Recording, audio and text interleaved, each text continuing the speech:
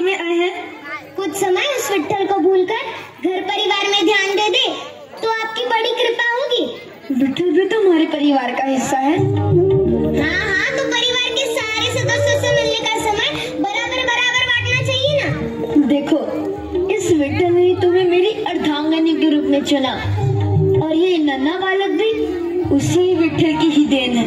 हाँ, विट्ठल की ही देन है। तो उसी विट्ठल का प्रसाद समझकर कभी लीजिए ना अपने हाथों में, कभी अपने गोद में उठाकर खिलाइए ना इसको।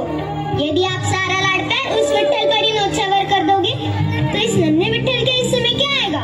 ये गीली मिट्टी। विट्ठल, अब दोनों विट्ठल को आप ही संभालिए, मुझे कुएं से पानी लेने जाना है, ध्यान रखिएगा। आज अपने विट्ठल के लिए मटका बनाऊंगा और प्रतिदिन इस मटके में पानी भर के अपने विट्ठल को स्नान कराऊंगा।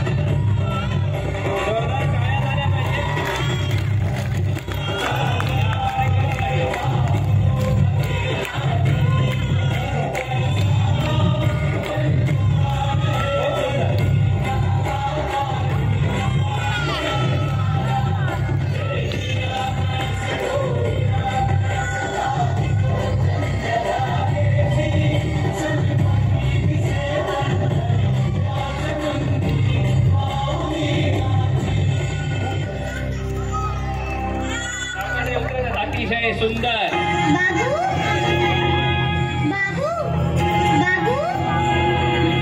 बाबू,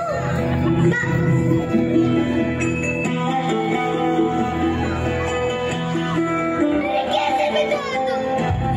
अपने बच्चे को अपने पैरों तले नोच कर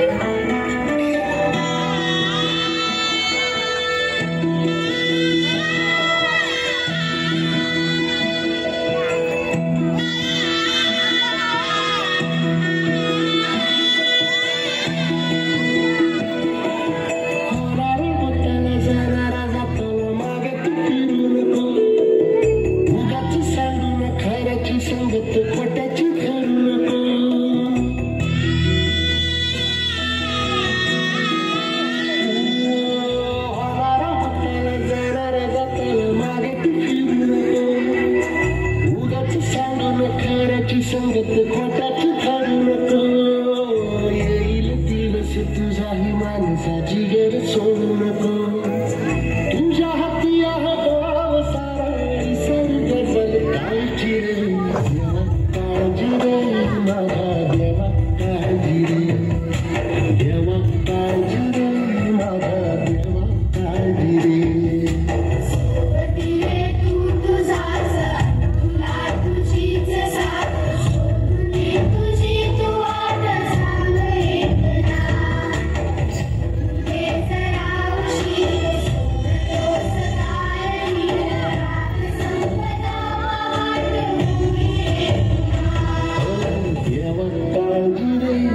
जाने माता जीरे। धन्य है तू गोरा, तूने इतनी कठिन परिस्थिति में भी अपने विट्ठल का साथ नहीं छोड़ा।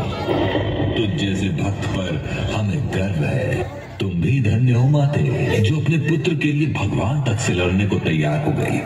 जैसे शांति के लिए उसका पुत्र है, वैसे ही मेरे लिए है। और कोई अपने पुत्र को दुखी नहीं देख सकता।